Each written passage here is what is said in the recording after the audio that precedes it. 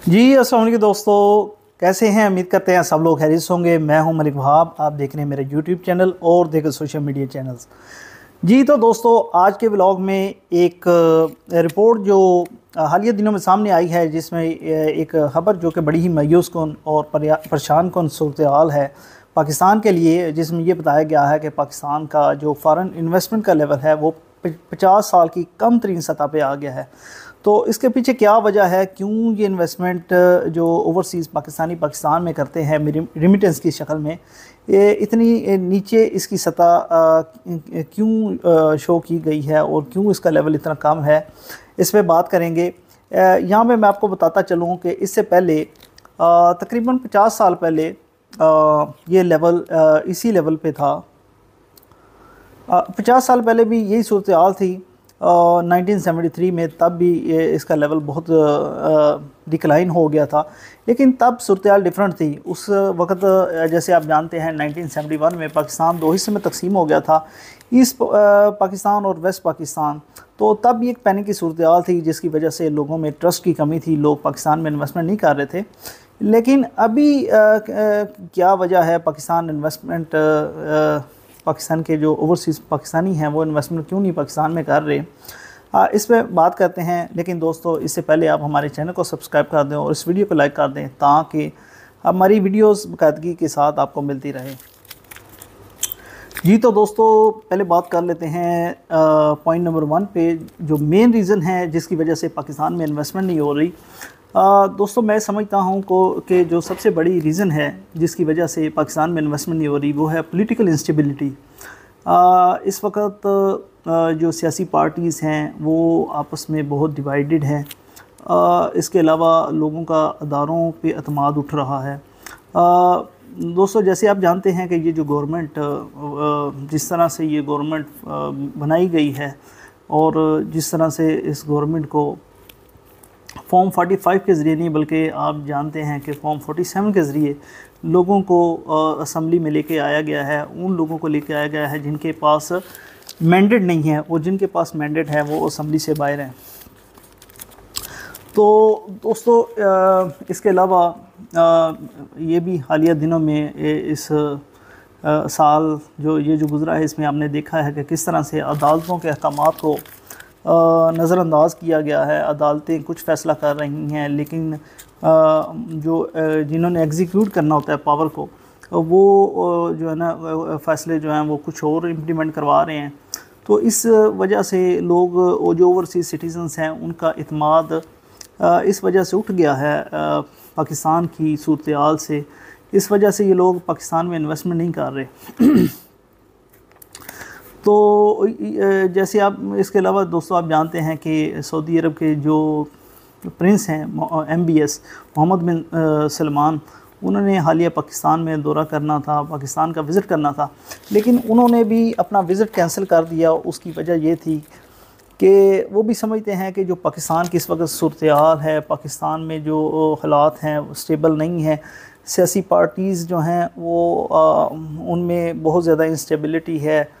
तो वो इस वजह से पाकिस्तान में जो है ना इन्वेस्टमेंट नहीं कर रहे। सऊदी के जो प्रिंस है वो भी समझते हैं कि वो भी वहाँ पे अपना सरमाया जो है ना इन्वेस्ट करना चाहते हैं, जहाँ पे उनकी मनी सेफ हो। जी तो दोस्तों, अब बात कर लेते हैं सेकंड पॉइंट पे। ये जो सेकंड पॉइंट है ये भी मेन पॉइंट है, एक बड़ी रीज़न है जिसकी वजह से पाकिस्तान में इन्वेस्टमेंट नहीं हो रही।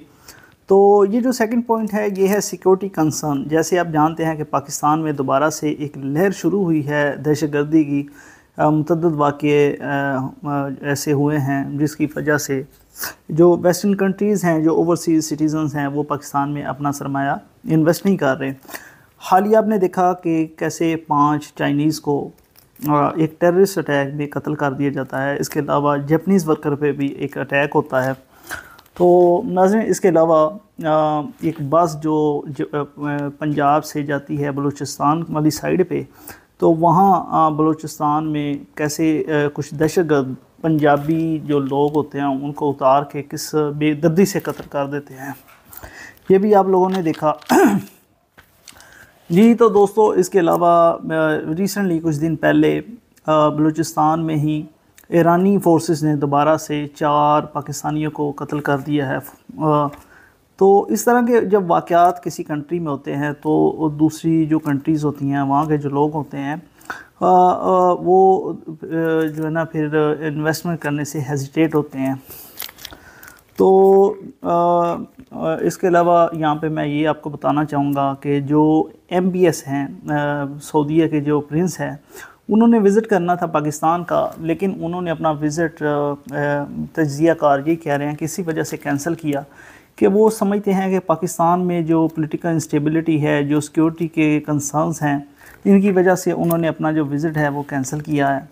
तो इसके अलावा दोस्तों चलते हैं तीसरी जो रीज़न है उस पर बात करते हैं। जी तो दोस्तों अब बात कर लेते हैं पॉइंट नंबर 3, जो कि है एनर्जी का क्राइसिस।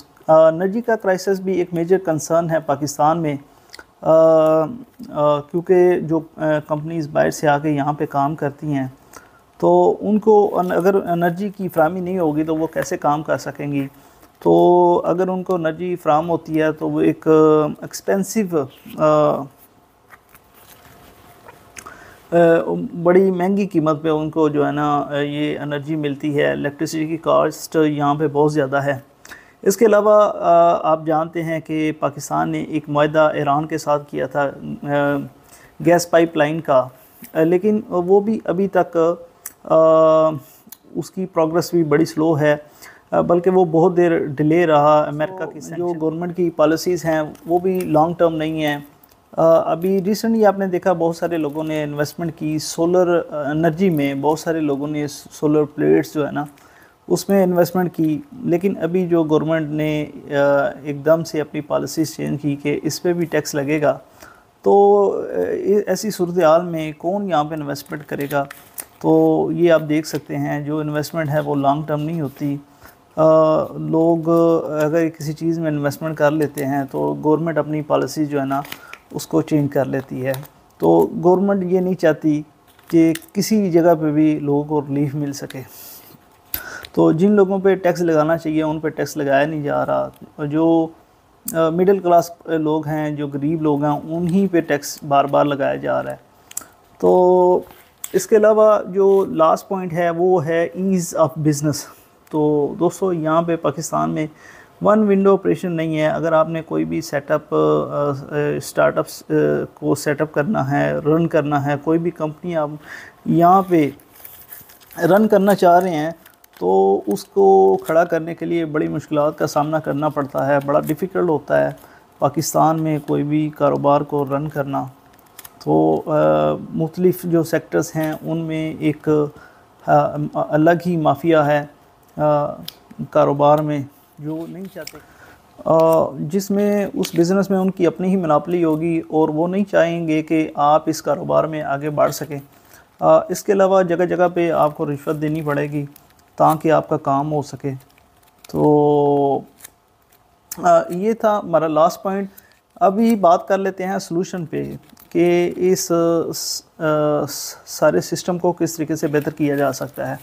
तो दोस्तों सबसे पहले ये है कि जितने भी हमारे जो स्टेक होल्डर हैं, हमें सब स्टेक होल्डर्स को एक मेज़ पे बैठाना पड़ेगा और उनके जो तफज़ात हैं उनको दूर करना पड़ेगा और एक जो डायरेक्शन है उसको तयन करना पड़ेगा कि हमारी जो डायरेक्शन है वो क्या है, हम किस जगह पे खड़े हैं और कहाँ पे हमें पहुंचना है। इसके अलावा पॉलिटिकल इंटरफेरेंस जो है वो हमें ख़त्म करनी पड़ेगी। अदारों को उनके दायरा इख्तियार में रह के काम करना चाहिए। पॉलिटिकल इंटरफेरेंस जो है वो अदारों में से ख़त्म होनी चाहिए। तो इसके अलावा जो सिक्योरिटी कंसर्न्स के मामलात हैं उसको दोबारा से अगर कोई ऑपरेशन करना पड़ता है तो वो भी करना चाहिए ताकि मुल्क में एक पुरअमन सूरत हाल हो, ताकि जो ओवरसीज़ सिटीज़न हैं उनका सरमाया जो है ना सेफ़ रहे। ईज़ ऑफ बिज़नेस होना चाहिए, वन विंडो ऑपरेशन होना चाहिए ताकि कोई भी बंदा अगर पाकिस्तान में आपके काम करना चाह रहा है तो उसके लिए आसानी हो, ताकि उसका सरमाया सेफ़ हो। तो दोस्तों ये थी आज की वीडियो। इंशाल्लाह मिलते हैं आपको नेक्स्ट वीडियो में। तब तक के लिए अल्लाह हाफ़िज़।